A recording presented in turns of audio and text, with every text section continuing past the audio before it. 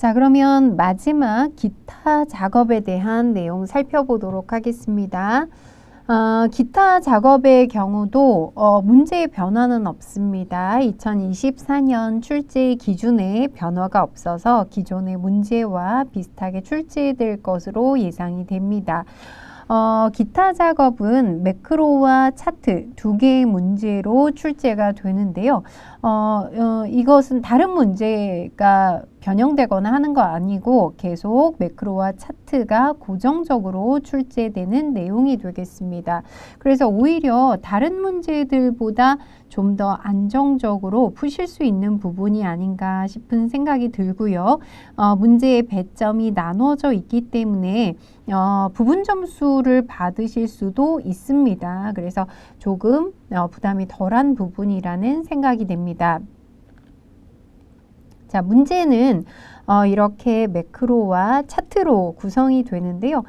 매크로의 개념은 잠시 후에 또 실습을 하면서 설명을 드리겠지만 우리가 자주 하는 작업들을 매크로로 기록해 두면 자동화해서 실행할 수 있는 부분이 되겠습니다. 시험 문제에서는 두 개의 아주 간단한 매크로를 작성하는 문제가 출제가 되는데요. 대부분은 간단한 수식, 합계나 평균 등의 수식과 채우기 색이나 셀 스타일, 테두리, 이런 서식을 지정하는 간단한 문제가 출제가 됩니다. 그래서 여러 번 반복해서 연습하신다면 절대 매크로의 경우에는 어려워서 못 푼다든지 하는 경우가 발생하기가 힘듭니다. 그런데 좀 주의하실 것은 매크로를 작성하다가 실수를 해서 잘못 만드셨을 경우에는 이 매크로를 수정하려면 비주얼 베이직 언어를 다 내용을 아셔야 되기 때문에 그걸 모르는 경우죠. 대부분은. 그래서 삭제하고 다시 작성하는 것 연습을 하셔야 되고요. 제가 늘 강조해 드리지만 연습할 때는 안 틀리려고 노력하시면 안 됩니다. 틀려보시고 다시 수정하거나 삭제하는 연습을 반드시 하실 필요가 있겠습니다. 다음은 차트 부분이 되겠는데요. 차트는 대부분은 차트가 작성된 상태에서 문제가 출제가 되는데요. 차트의 일부를 편집하는 형태로 출제가 됩니다. 그런데 간혹 또 차트를 새로 작성하는 문제도 출제될 수 있기 때문에 이 부분 차트 새로 작성하는 것도 반드시 아셔야 되겠고요. 차트의 구성 요소를 정확하게 이해하셔야만 구성 요소를 추가하거나 변경하는 문제를 푸실 수가 있습니다. 자, 그러면 매크로부터 한번 살펴보도록 하겠습니다. 매크로의 정의는 잘 아실 텐데요.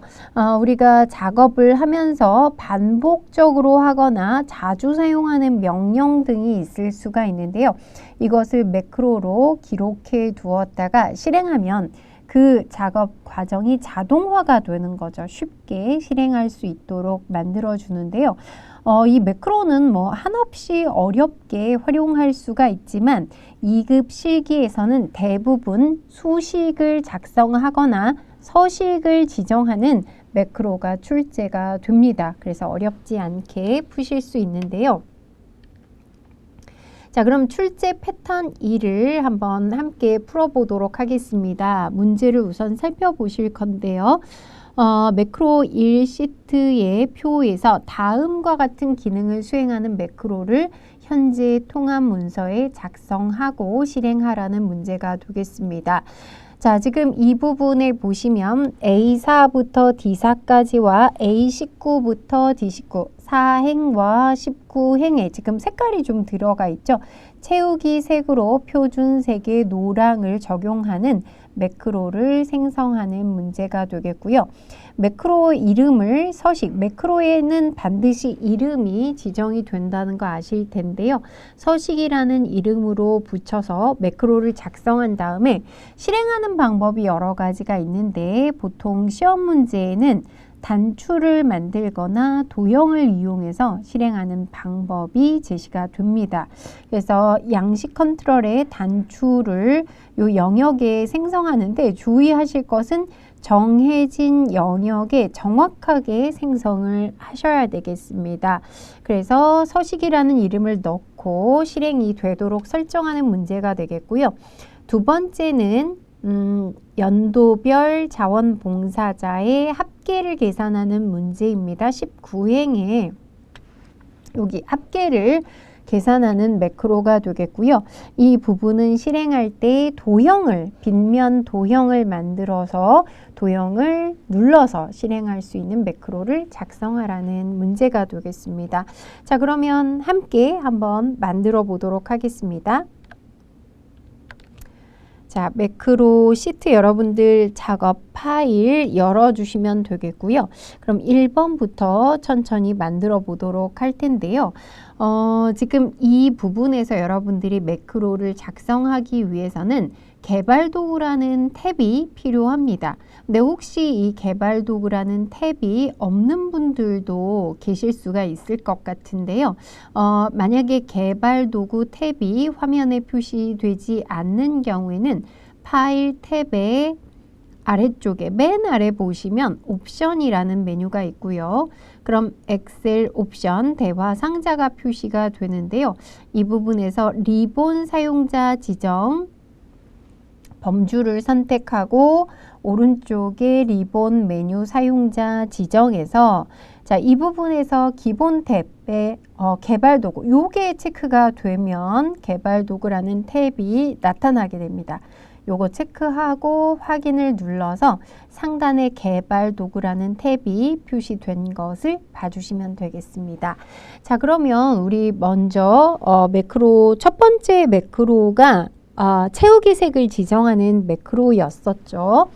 그럼 그 매크로를 작성해 보실 텐데요. 매크로 작성하실 때 주의하실 것은 여기 지금 상대 참조로 기록이라는 도구가 있는데 이게 눌려져 있으면 상대 참조가 되기 때문에 눌려져 있지 않도록 눌려져 있지 않은 상태가 절대 참조로 기록하는 상태가 되겠습니다. 절대 참조로 해주셔야 되겠고요.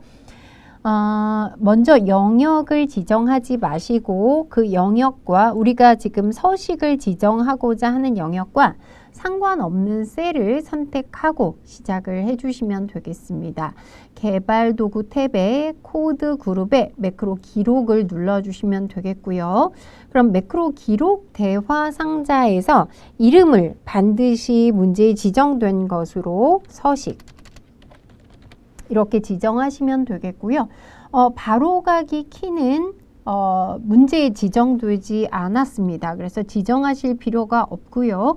매크로 저장 위치는 그대로 현재 통합 문서로 해주시면 되겠습니다. 자, 이렇게 지정한 다음에 확인을 누르면 자, 이제 이 매크로 기록이라는 도구가 기록 중지 도구로 바뀌어 있는데요. 지금부터 매크로를 작성하시면 된다는 겁니다. 그래서 첫 번째 매크로는 영역을 지정하고 채우기 색을 노란색으로 적용하는 거죠. 그럼 영역을 먼저 A4부터 D4까지 지정하시고 컨트롤 키 눌러서 A19부터 D19까지 이렇게 지정을 하신 다음에 채우기 색을 홈 탭에서 글꼴 그룹에 자, 여기 노란색 표준색의 노랑을 지정해 주시면 되겠습니다. 뭐 이대로 기록 중지를 하셔도 상관은 없고요. 근데 이렇게 블록이 지정된 게 좀 해제가 되면 더 좋겠죠. 그래서 EMS를 선택하는 것까지 해주시고요. 기록 중지는 개발 도구 탭의 코드 그룹에 기록 중지 누르셔도 되고요. 아래쪽에 보시면 여기 그 상태 표시 줄에 기록 중지가 있어서 그걸 누르셔도 됩니다. 뭐 아무거나 누르셔도 되겠고요. 자, 그럼 이제 매크로 기록으로 다시 바뀌었다는 것은 기록이 끝났다는 것을 의미합니다. 자, 그럼 매크로가 작성이 되었다면 이제 실행할 수 있는 단추를 만들어 주시면 되는데요. 단추는 개발 도구 탭에 컨트롤 그룹의 삽입에서 양식 컨트롤에 있는 단추, 주의하실 것은 ActiveX 컨트롤에도 단추가 있는데요. 이거 말고 양식 컨트롤에 있는 단추를 선택하고 그 다음에 그 단추가 만들어지는 셀 주소 잘 지정하셔야 된다 그랬죠. 근데 정확하게 지정하시려면 Alt 키를 누르고 F4부터 G5까지 이렇게 드래그를 해주시면 됩니다. 그러면 단추를 만들었을 경우에는 자동으로 매크로 지정 대화 상자가 열리게 되는데요. 서식을 선택하고 확인 이렇게 눌러주시면 단추가 만들어지는 것을 보실 수가 있습니다. 문제에 단추에 텍스트를 입력해라 라고 되어 있으니까 요거 지워주시고요. 서식이라고 입력을 해주시면 되겠습니다. 자, 그럼 첫 번째 매크로가 완성이 되었는데요. 두 번째 매크로까지 다 만든 다음에 실행을 한번 해보도록 하겠습니다. 두 번째 문제는 합계를 구하는 매크로였습니다. 역시 imes를 선택하고 개발 도구 탭에 코드 그룹에 매크로 기록을 선택하고 매크로의 이름은 합계라고 했습니다. 합계. 자, 어느 부분에 작성하라고 했냐면 합계를 F7부터 아니죠. 그 부분이 아니고 B19부터 D19 이 부분에 지금 작성하라는 내용이 되겠습니다. 그럼 우선 B의 19셀에 합계를 구하는 썸 함수 간단하죠. 전체 2019년 자료를 다 넣어주시면 되겠고요. 즉 B5셀부터 B18셀까지 지정을 해주시면 되겠고요.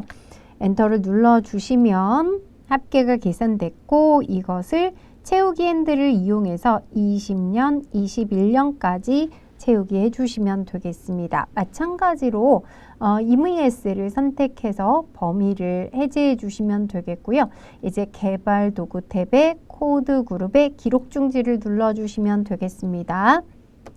자, 그럼 매크로가 다 만들어졌으면 실행할 수 있는 도형을 그려보겠고요. 메뉴가 다 나와 있죠. 삽입 탭에 일러스트레이션 그룹의 도형에서 빗면을, 기본 도형 안에 빗면을 찾으시면 됩니다. 자, 요게 빗면이죠. 잘 나오는 도형이 몇 가지 있기 때문에 많은 도형들이 있지만 주로 나오는 것들만 나오기 때문에 도형 찾는 것은 크게 걱정하지 않으셔도 되겠고요. 빗면을 선택하고 그 다음 요것도 위치를 맞추기 위해서 Alt키를 누르고 F7부터 G8까지 자, 이렇게 만들어 주시면 되겠습니다. 도형에 텍스트를 넣을 땐 그냥 바로 입력하시면 됩니다. 합계에 입력을 해주시고 문제에서 텍스트 맞춤을 가로 가운데, 세로 가운데 하라고 했기 때문에 홈 탭에서 가로 가운데, 세로 가운데, 요게 세로 가운데죠.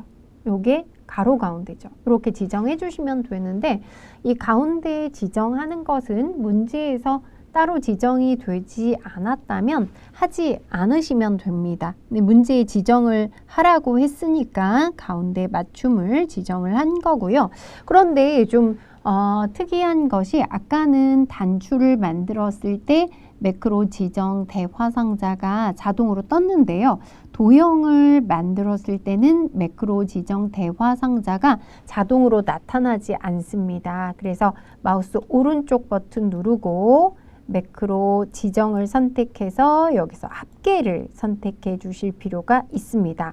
그러니까 양식에 들어있는 단추의 경우에는 매크로 지정 대화 상자가 자동으로 표시가 되지만 도형은 우리가 수동으로 매크로 지정 대화 상자를 표시해 줄 필요가 있습니다. 자, 그러면 이제 매크로 두 개 다 잘 만들었고요. 매크로 한번 실행을 해 볼 텐데 실행하기 전에 이미 여기 서식 지정한 것과 합계 구한 것을 없애 주셔야 되겠죠. 서식은 자, 이 부분은 지우시면 안 되고요. 색깔만 없애 주시면 되겠죠. 채우기 없음 해 주시고 대신 합계 부분은 딜리트로 삭제하시면 되겠습니다. 그럼 서식을 눌러보겠습니다. 서식을 눌러보면 서식이 지정됐죠. 그 다음 합계를 눌러보면 계산까지 다 잘 된 것을 테스트까지 한번 해보시면 되겠습니다. 자, 그래서 이렇게 매크로가 만들어졌는데요. 지금 여러분들이 만들어서 실행을 해보셨는데 제대로 실행이 되지 않는 경우가 있을 수가 있습니다. 이때는 매크로를 사실은 뭐 잘못된 부분이 있을 때는 수정을 해야 되는데요. 한번 매크로가 어떻게 들어갔는지 보겠습니다. 개발도구 탭의 코드 그룹에 보시면 비주얼 베이직이라는 도구가 있는데요. 또는 거기 단축키가 있죠. Alt F11을 누르셔도 되고요. 자, 여기 지금 모듈이라고 왼쪽 창에 있죠. 모듈 안에 모듈 1을 열면 서식 매크로와 합계 매크로가 작성되어 있습니다. 근데 지금 이런 코드들을 다 읽고 변경하실 수 있어야만 매크로를 수정하실 수가 있겠죠. 근데 비주얼 베이직을 뭐 아시는 분들은 수정하셔도 되지만 대부분은 이 코드를 읽으실 수 없기 때문에 이 부분은 매크로를 완전히 삭제하고 다시 만들어 주시는 게 좋은 방법입니다. 그래서 개발도구 탭의 코드 그룹에 매크로를 선택하면 선택한 매크로를 삭제할 수 있습니다. 요거 한번 서식을 삭제해 볼까요? 자, 서식을 삭제하면 이렇게 매크로를 실행할 수 없다라고 나타나죠. 없애버렸으니까 자, 이렇게 하고 서식 매크로를 새로 작성을 해주시면 되겠습니다. 자, 그러면 한 문제 이제 만들어 보셨는데 순서가 그렇게 어렵지는 않습니다. 매크로 기록을 먼저 지정을 하고 매크로 직접 기록해 주시면 되겠고요. 기록 중지한 다음에 매크로를 실행할 수 있는 도형이나 단추를 작성해 주시면 되겠습니다. 그럼 제가 여기 두 문제를 더 넣었는데요. 한번 다음 문제도 보도록 하겠습니다.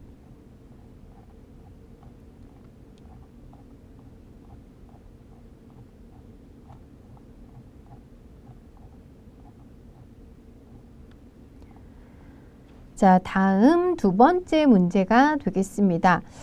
첫 번째 문제는 총 급여액을 계산하는 문제인데요. G4부터 G12까지 G열의 총 급여액을 계산하는데 총 급여액은 기본급과 상여금을 더하면 된다고 했고요. 이때 단추를 또 정확한 위치에 만드시면 되겠습니다. 그 다음 두 번째 문제는 A3부터 G12 영역의 모든 테두리를 지정하는 매크로가 되겠고요. 도형에 있는 타원을 만들어서 실행을 해주시면 되겠습니다.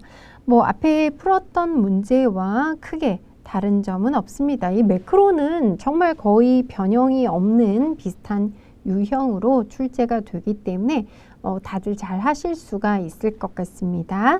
자, 그러면 예제 파일 매크로 2를 한번 보도록 하겠습니다.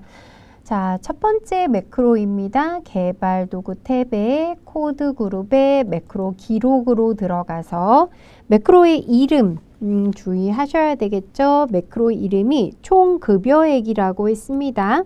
그러면 총 급여액 입력을 해보도록 하겠습니다. 총 급여액. 네. 자, 지정을 하고 확인을 눌러주시면 되겠고요. 매크로는 지금 이 부분이 되겠죠. G의 4번 셀부터 수식을 넣어주시면 되는데 수식은 등호하고 기본급과 상여금을 더하라고 했으니까 기본급 더하기 상여금 이렇게 입력해 주시면 되겠고 여기에 이제 채우기 핸들 이용해서 채우기를 해주시면 되겠습니다. 엔터를 누르고 채우기 해서 자, EMESL을 눌러서 범위를 해제해 주시면 되겠습니다. 자, 그럼 매크로 기록이 끝났으면 반드시 기록 중지 하셔야 되겠죠. 기록 중지 잊어버리시고 뒤에 실행까지 막 한꺼번에 하시는 분들도 많이 계십니다. 반드시 매크로 기록이 하나가 끝나면 기록 중지 해야 되는 거 잊지 마시고요. 기록 중지하셨으면 그 다음 이 문제는 양식 컨트롤의 단추를 F15에서 F17까지 작성합니다. 개발 도구 탭에 컨트롤 그룹에 삽입해서 양식 컨트롤의 단추를 선택하고요. Alt 키를 꼭 눌러야 된다는 거 잊지 마시고 Alt F15부터 F17 요거 만들 때 위치 좀 주의하셔야 됩니다. 저도 가끔 잘못 봐서 틀리기도 하는데요.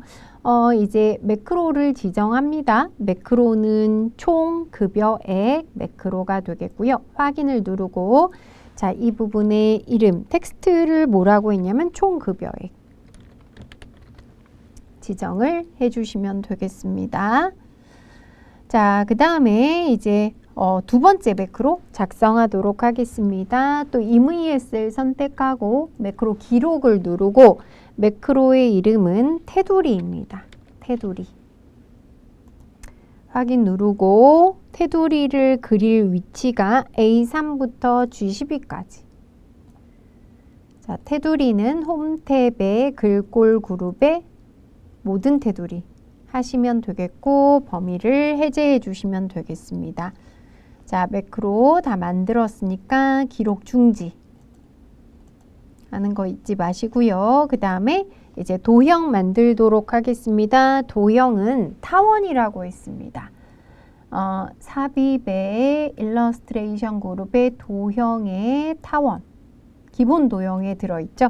자, 요걸 어디에 만드냐면 G15부터 G17 Alt 키 누르고 15부터 17까지 이렇게 만들어 주시면 되겠고요.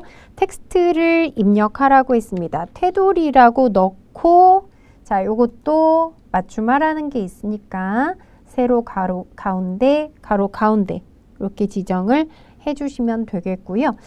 요 도형은 매크로 지정이 자동으로 되지 않기 때문에 마우스 오른쪽 버튼 눌러서 매크로 지정으로 들어갑니다. 자, 거기에서 매크로는 테두리 매크로죠. 테두리를 선택하고 확인 눌러주시면 되겠습니다. 자, 그러면 우선 총 급여액 이 부분은 계산식의 결과는 지우시면 되겠고요. 테두리는 전체 지정하고 테두리 없음 하시면 되겠죠. 자, 이렇게 원상태로 돌려놓고 총 급여액 눌러서 계산되나 보시고 테두리 눌러서 테두리가 만들어진 거 확인해 주시면 되겠습니다. 자, 좀 익숙해지시는 것 같으시죠? 그렇게 매크로가 어렵지 않습니다. 그 1급에는 직접 매크로 이외에도 프로시저를 작성하는, 즉 VBA를 이용해서 프로그램 작성하는 문제가 나오는데 그런 부분이 어렵지 사실 이 매크로는 그렇게 어렵지 않은 것 같습니다. 자, 그럼 여러분 한 문제 더 풀어보시면 완전 정복이 될 것 같습니다. 세 번째 문제 보겠습니다.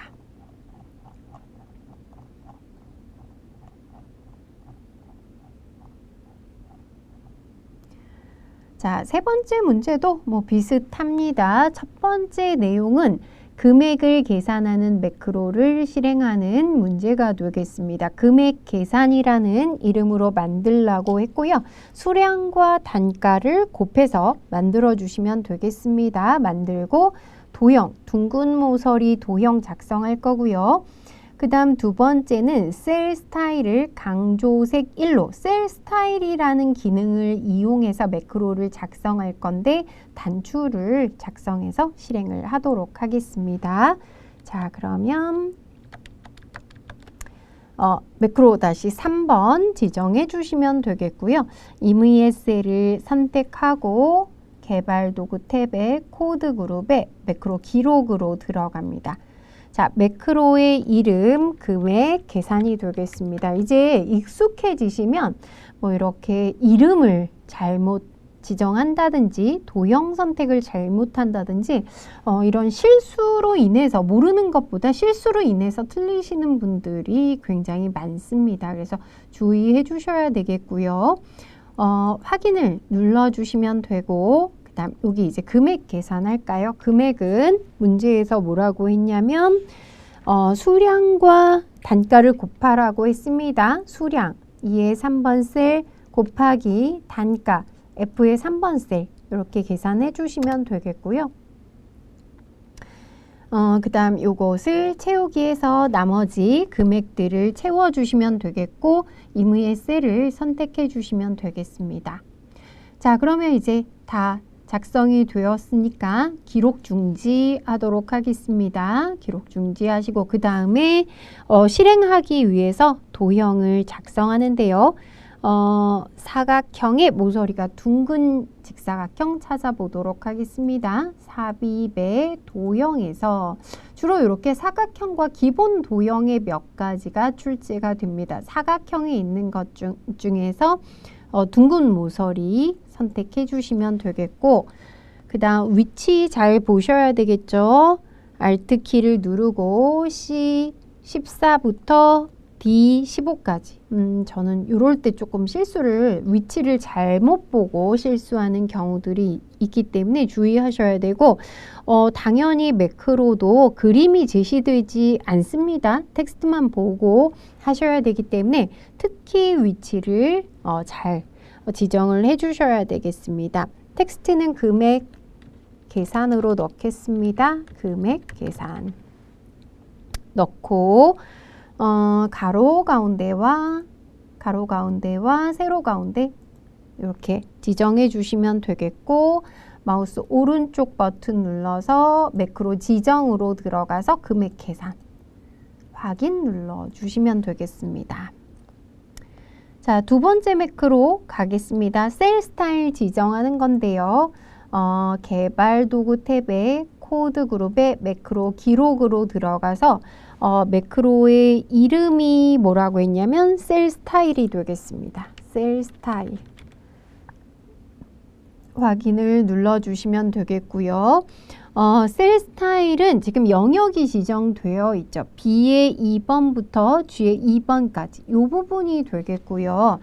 셀 스타일은 우리 앞에 기본 작업에 편집하는 문제에서도 출제가 될 수 있습니다. 그래서 메뉴 잘 아셔야 되는데 홈 탭의 스타일 그룹에 보시면 여기 셀 스타일이 있습니다.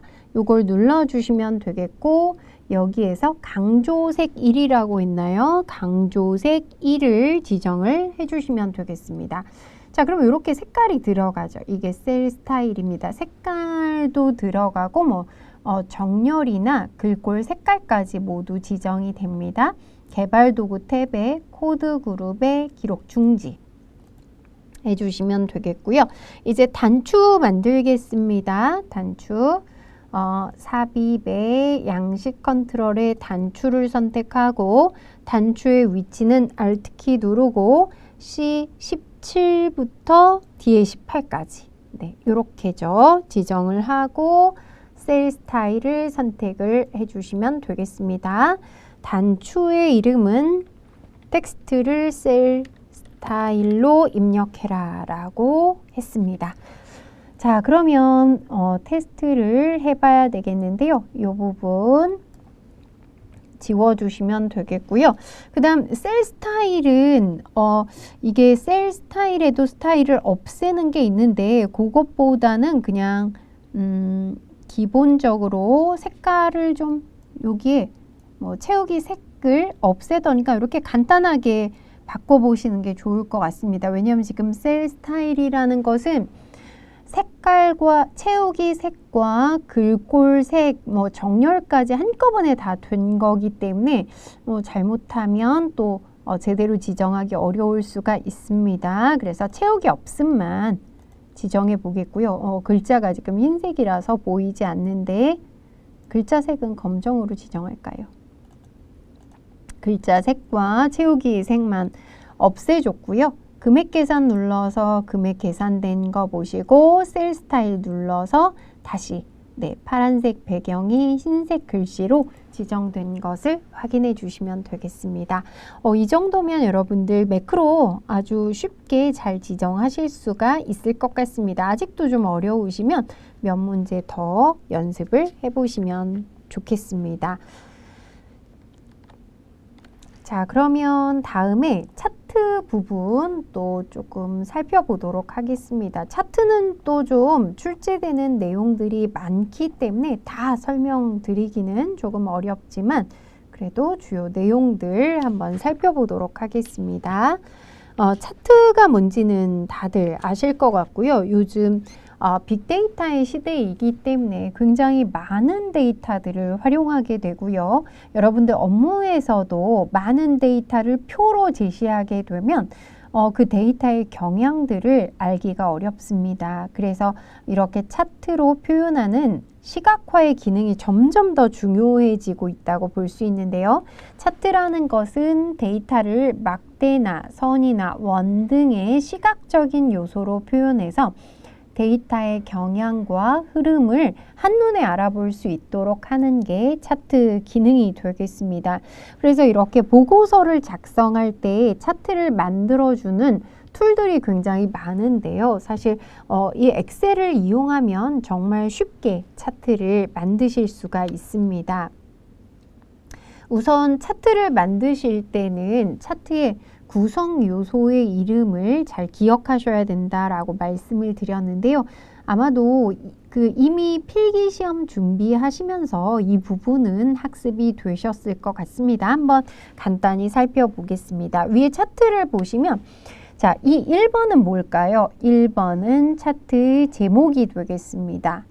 그 다음 2번에 지금 이 차트 전체가 지정됐는데요. 차트 전체, 차트의 모든 구성 요소를 다 포함하는 영역을 차트 영역이라고 얘기합니다. 그 다음 3번의 영역은 어느 영역이냐면 요 부분이 되겠죠. 가로, 세로, 축으로 둘러싸인 부분이 되겠는데요. 실제 그래프가 표시되는 영역은 그림 영역입니다. 그러니까 전체 영역은 차트 영역, 요 실제 그래프가 표시되는 부분은 그림 영역이다 라고 생각하시면 되겠고요. 지금 요 차트에는 지금 분기도 표시가 되고 그 다음 사업의 유형, B2G인지 B2C인지 이런 게 표시가 됐는데요. 지금 요 색깔로 봐서 B2G의 요 좀 진한색 막대가 B2G 계열이 되겠고요. 그 다음 B2C 계열, C2C 계열과 B2B 계열까지 즉 4개의 데이터 계열을 표현한 것이라고 볼 수가 있습니다. 범례에 표시된 내용이 데이터 계열의 개수라고 볼 수가 있겠고요. 요 막대 하나하나를 우리는 데이터 요소라고 얘기를 합니다. 그 다음 위쪽에 요 사각형으로 표시된 부분이 범례가 되겠죠. 요 부분이 범례. 범례가 있으면 요 막대가 어떤 계열을 의미하는지 알 수가 있고요. 그 다음 차트는 가로축과 세로축으로 구성된다고 생각해 주시면 되고, 즉 우리 예전에 수학 시간에는 X축, Y축 이렇게 공부하셨는데 X축에 해당되는 게 가로축, 그 다음 Y축에 해당되는 게 세로축이 되겠는데요. 지금 보시면 세로축이 왼쪽과 오른쪽에 각각 존재하는데요. 왼쪽에 있는 것을 기본 세로축, 오른쪽에 있는 것을 보조 세로축이다 라고 얘기를 합니다. 이런 것들은 대부분 단위가 좀 다를 때, 여기는 지금 보시면 만 단위가 되겠는데 단위가 10억 원이라고 되어 있죠. 어쨌든 여기에 숫자는 만 단위의 숫자고 여기는 몇십만의 단위이기 때문에 단위가 서로 달라지게 되죠. 이런 경우에 두 개의 축을 모두 사용하는 경우들이 있습니다. 그리고 제목들도 있고요. 여기 제목들도 표시가 되어 있고, 그 다음에 여기 막대나 그 꺾은 선 위에 표시되는 숫자를 우리는 데이터 레이블이라고 얘기를 합니다. 그래서 이 구성 요소를 알고 있어야만 문제에서 뭘 하라는 건지 알 수가 있습니다. 자, 그럼 문제 예를 한번 보도록 하겠습니다. 문제는 어떻게 출제가 되냐면 5개의 문제가 출제가 됩니다. 그러니까 부분 점수가 있는 거죠. 5개의 문제가 출제가 되고, 보시면 차트는 반드시 문제에서 제공한 차트를 사용해야 된다. 문제 유형은 차트가 이렇게 제공되는 문제가 있고 처음부터 신규로 작성해야 되는 문제가 있는데요. 만약에 제공되는 경우에 신규로 작성하면 0점 처리가 되기 때문에 이 점 좀 주의하실 필요가 있겠습니다. 그 차트 문제에서는 조금 편리한 게 결과 그림이 제시가 됩니다. 그래서 사실 내가 작성한 차트와 이 결과 그림의 차트가 완전히 일치한다면 이 문제는 맞은 거라고 생각을 하셔도 되겠죠. 자, 문제 한번 보겠습니다. 어떻게 되어 있는지. B2B 계열의 차트 종류를 표식이 있는 꺾은 선형으로 변경하고 보조축으로 지정해라 라고 했는데요. 여기에서 B2B 계열 이거는 이제 결과가 되는데 처음엔 막대로 나와 있겠죠. 그거를 이렇게 꺾은 선, 요게 꺾은 선이 되겠고요. 그 다음 요것에 대한 보조축을 오른쪽에 만들라는 내용이 되겠습니다. 그 다음 두 번째는 차트 제목을 차트 위로, 자, 요게 차트 제목이 되겠죠. 차트 위로 추가하고 글꼴 크기를 지정하는 문제입니다. 그 다음 세 번째는 C2C 계열의 1사분기 요소의 데이터 레이블을 표시해라. 자, 요게 되겠죠. 하나의 막대는 제가 데이터 요소라고 있는데요. 데이터 요소의 값을 하나 추가하는 문제가 되겠습니다. 네 번째는 범례 서식을 이용해서 범례 위치, 자, 요 위치를 위쪽으로 변경해 주시면 되겠고 범례 도형 스타일을 또 지정하는 문제가 있습니다. 그 다음 차트 영역의 그림자, 여기 보시면 이제 그림자가 들어갔죠. 그리고 테두리가 둥근 모서리로 지정이 되었는데요. 요것까지 5개의 문제를 지정해서 결과가 이 그림과 똑같이 된다면 맞는 걸로 생각을 하시면 되겠습니다. 자, 그러면 차트 문제도 한번 풀어보도록 하겠습니다.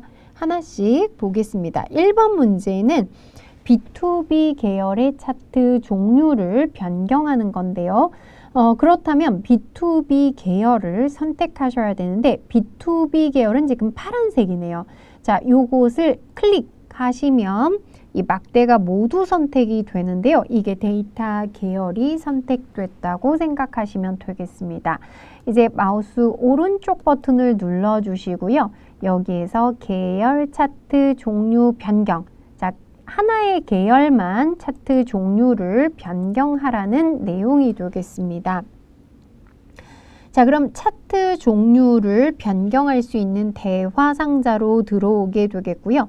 여기 혼합이라는 게 선택이 되어 있고 우리가 바꾸려는 건 B2B가 되겠죠. B2B의 차트 종류를 표식이 있는 꺾은 선형은 요겁니다. 이름표가 나타나죠. 표식이 있는 꺾은 선형 선택합니다.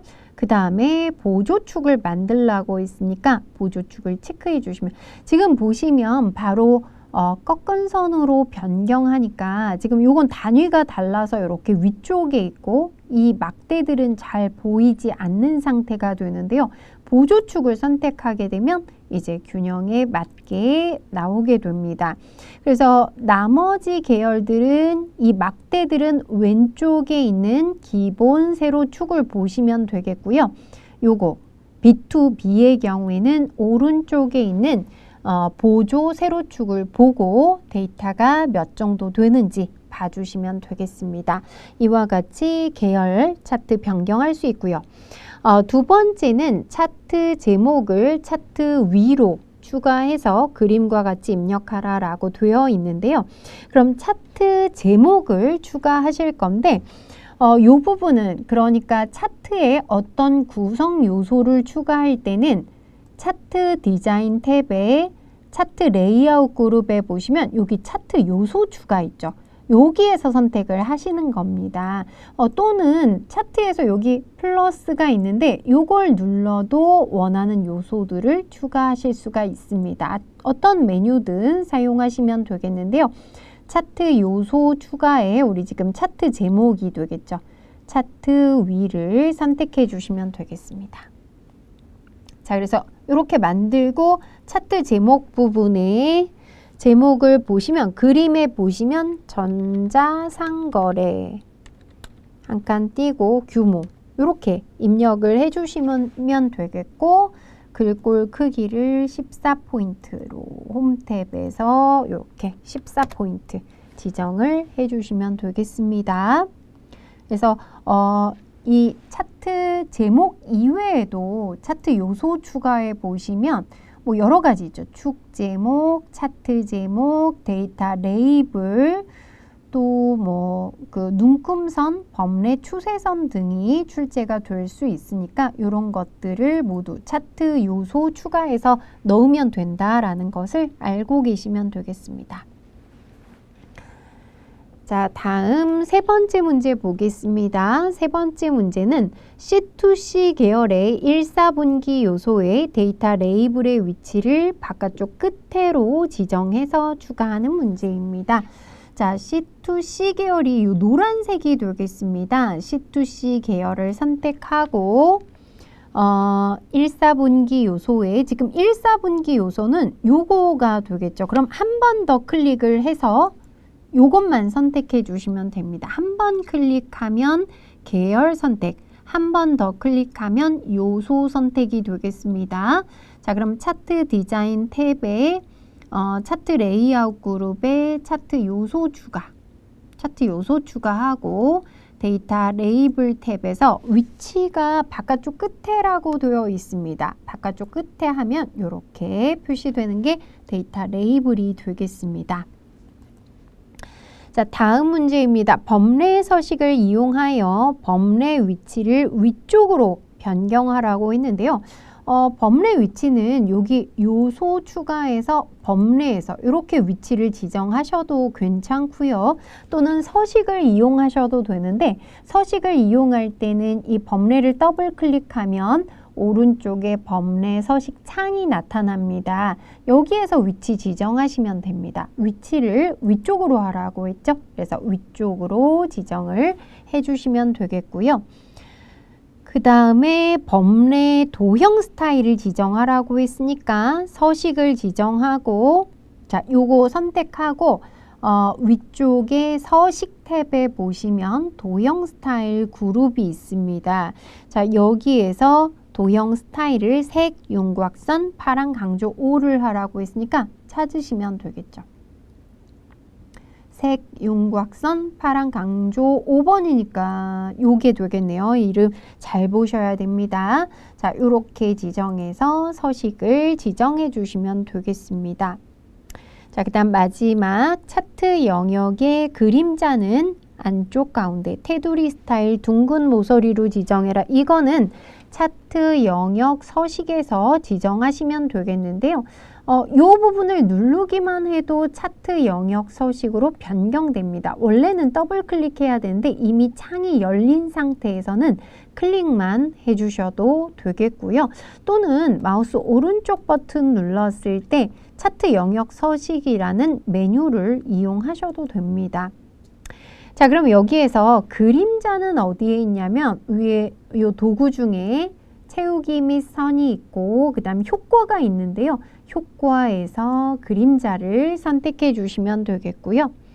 그림자에서 안쪽 가운데를 안쪽에서 가운데 이렇게 찾아주시면 되겠습니다. 그래서 이렇게 들어가고요.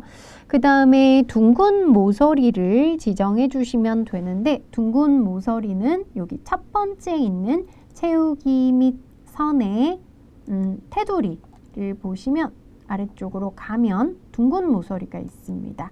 요 체크해서 둥근 모서리 지정해 주시면 되고요. 이제 문제에서 주어져 있는 결과와 동일하게 되었는지 확인을 해 보시면 되겠습니다. 자, 그럼 한 문제만 더 살펴보도록 하겠습니다.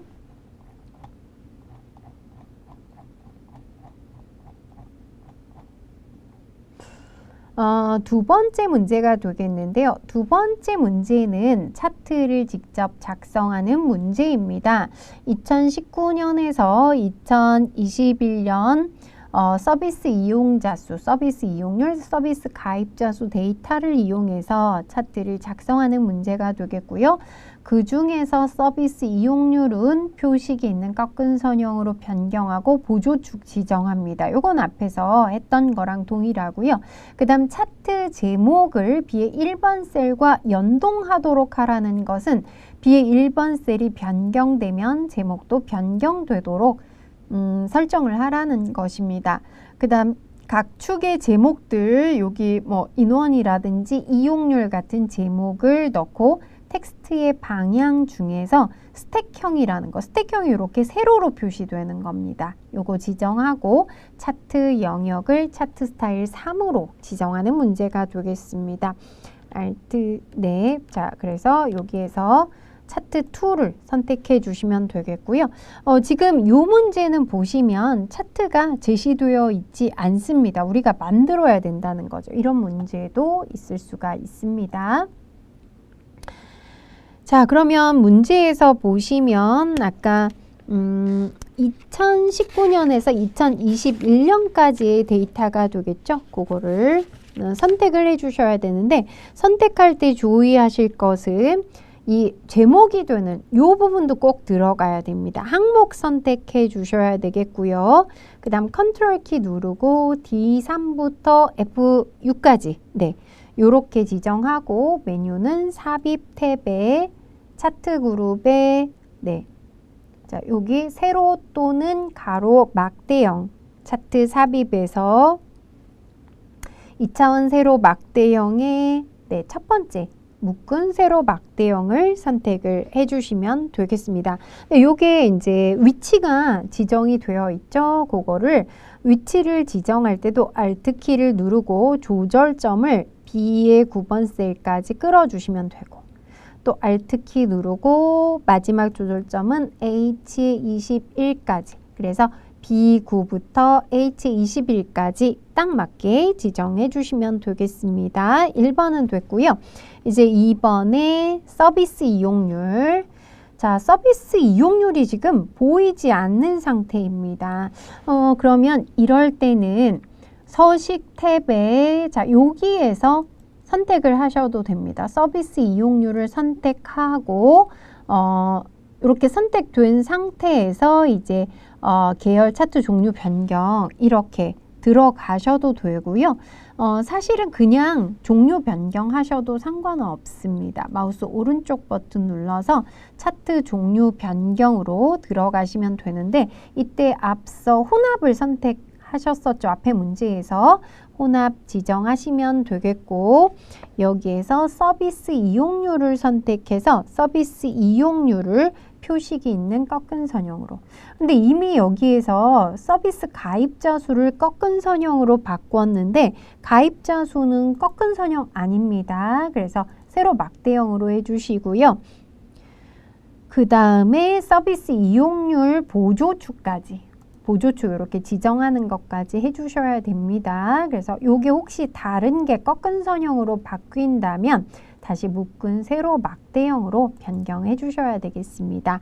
자, 그래서 이렇게 변경이 됐고요. 세 번째, 차트 제목은 B의 1번 셀과 연동이 되도록 해라 라고 했는데요. 연동은 차트 제목을 클릭하고 수식 입력줄에 수식으로 넣습니다. 등호하고 B의 1번 셀을 선택한 다음에 엔터를 눌러주시면 연동이 되어서 만약에 B의 1번 셀이 변경이 돼도 함께 변경이 되는 것을 알 수가 있습니다. 그 다음 각축 제목들 넣겠습니다.